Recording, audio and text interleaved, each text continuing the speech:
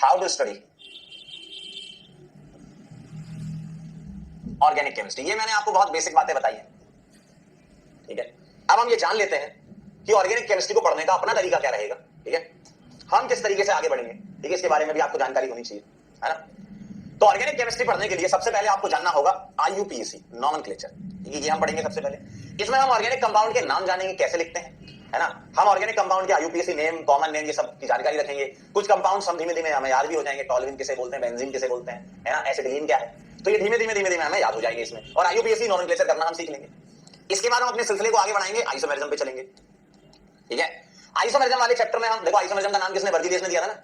मतलब क्या बोला था, आइसो मींस इक्वल, मर मींस पार्ट, एक ही कंपाउंड के डिफरेंट पार्ट। तो हम यहाँ आइसोमर्स के बारे में बात करेंगे कि एक मॉलिक्यूलर फॉर्मूले के कितने आइसोमर हैं, आइसोमर्स में रिलेशन क्या क्या है, चेन आइसोमर क्या है, पोजीशन क्या है ना। इस तरीके से हम आगे बढ़ते जाएंगे। देखो पैटर्न पता होना चाहिए। कभी भी लड़ाई में जाते हो, ठीक है, आप युद्ध करने जा रहे हो, आपको अपने शत्रु के बारे में नहीं पता ना, आप डेफिनेटली ऑन द मूव गिरोगे, हार जाओगे।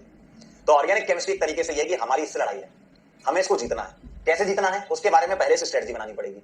बिना स्ट्रेटजी के आप आगे बढ़ोगे, ऐसे भागते जाओगे, बिना डायरेक्शन के दौड़ते जाओगे, कुछ नहीं होगा। डायरेक्शन तुम्हें पता होनी चाहिए कि हमें इस डायरेक्शन में चलना है, तब जाके आपको बिल्कुल क्लियर रहेगा कि हम पीछे क्या क्या कवर कर चुके हैं, आगे क्या आने वाला है, इसके बारे में जानकारी बहुत जरूरी है। तो कभी भी गेम खेलने से पहले प्रैक्टिस कर लिया करते हैं। भाई कल भारत सेमीफाइनल जीता, कैसे जीत गया, बहुत सारी मेहनत और बहुत सारी प्रैक्टिस उन्होंने करी, तब जाके जीता है। तो प्रैक्टिस में आपको बहुत अच्छा खेलना है, तब जाके आप गेम बहुत अच्छा खेल सकते हो।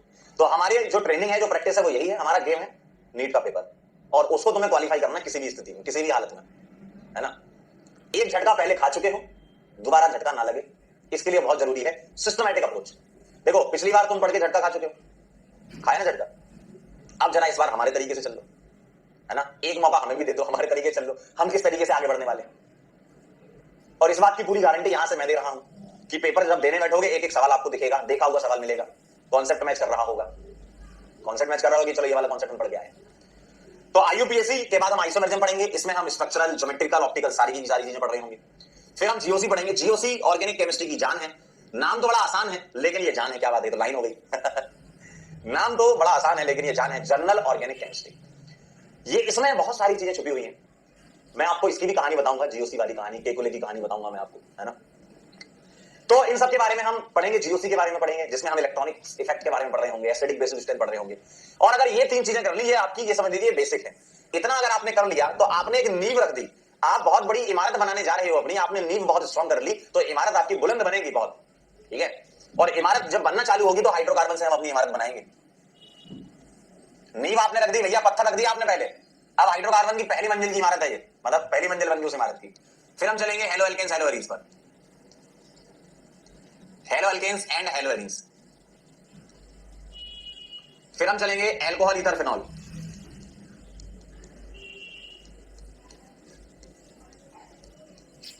ठीक।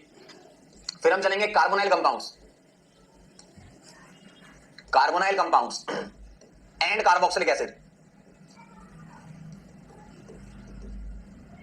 फिर हम चलेंगे अमीन्स एंड डाइजोनियम सॉल्ट।